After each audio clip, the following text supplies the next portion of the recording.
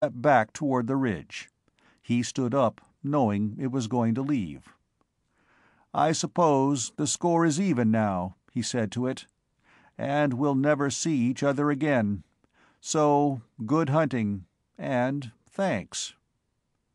It made a sound in its throat, a queer sound that was neither bark nor growl, and he had the feeling it was trying to tell him something. Then it turned and it was gone, like a black shadow across the grass, and he was alone again. He picked up his knife and bow and began the long, painful journey back to the caves, looking again and again at the ridge behind him and thinking, "They have a code of ethics. They fight for their survival, but they pay their debts." Ragnarok was big enough for both men and prowlers. They could live together in friendship as men and dogs of Earth lived together. It might take a long time to win the trust of the prowlers, but surely it could be done. He came to the rocky trail that led to the caves, and there he took a last look at the ridge behind him, feeling a poignant sense of loss, and wondering if he would ever see the prowler again, or ever again know the strange, wild companionship he had known that day.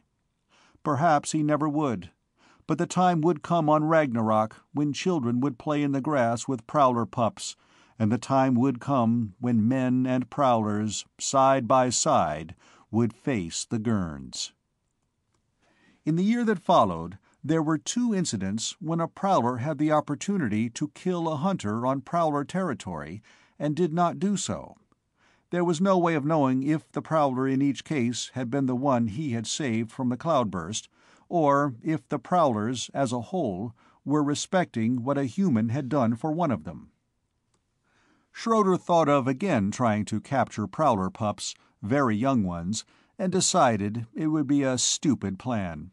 Such an act would destroy all that had been done toward winning the trust of the prowlers. It would be better to wait, even though time was growing short, and find some other way. The fall of 163 came, and the suns were noticeably moving south. That was the fall that his 3rd child, a girl, was born. She was named Julia, after the Julia of long ago, and she was of the last generation that would be born in the caves.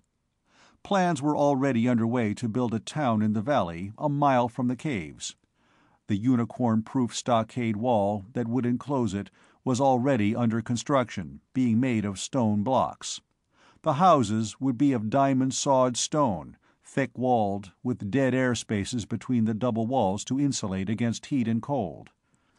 Tall, wide canopies of lance-tree poles and the palm-like Medusa bush leaves would be built over all the houses to supply additional shade.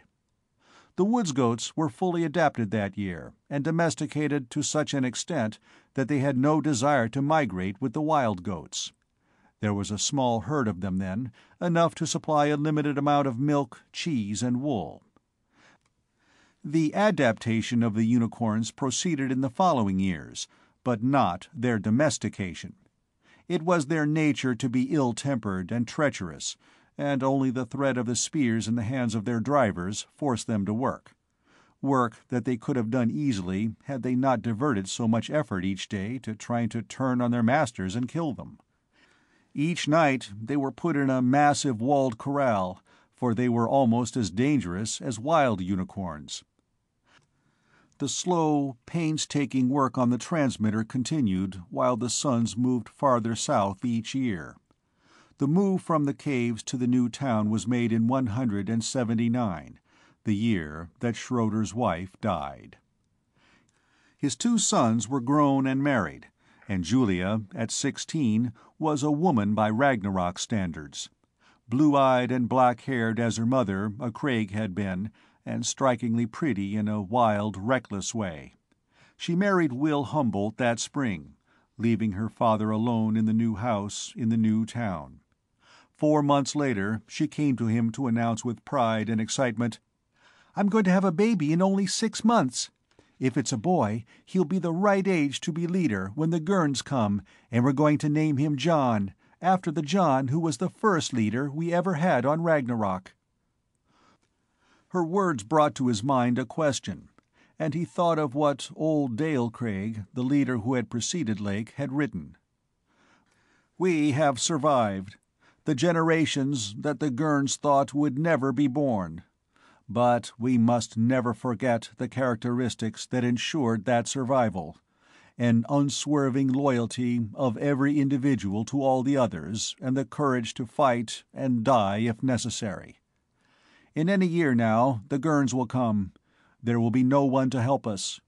Those on Athena are slaves, and it is probable that Earth has been enslaved by now. We will stand or fall alone. But if we of today could know that the ones who meet the Gurns will still have the courage and loyalty that made our survival possible, then we would know that the Gurns are already defeated." The era of danger and violence was over for a little while. The younger generation had grown up during a time of peaceful development of their environment. It was a peace that the coming of the Gurns would shatter, but had it softened the courage and loyalty of the younger generation? A week later, he was given his answer. He was climbing up the hill that morning, high above the town below, when he saw the blue of Julia's wool blouse in the distance. She was sitting up on a hillside, an open book in her lap, and her short spear lying beside her. He frowned at the sight. The main southward migration of unicorns was over, but there were often lone stragglers who might appear at any time. He had warned her that someday a unicorn would kill her, but she was reckless by nature, and given to restless moods in which she could not stand the confinement of the town. She jerked up her head as he watched, as though at a faint sound, and he saw the first movement within the trees behind her, a unicorn. It lunged forward, its stealth abandoned as she heard it, and she came to her feet in a swift, smooth movement, the spear in her hand and the book spilling to the ground. The unicorn's squeal rang out, and she whirled to face it, with 2 seconds to live. He reached for his bow, knowing his help would come too late. She did the only thing possible that might enable her to survive.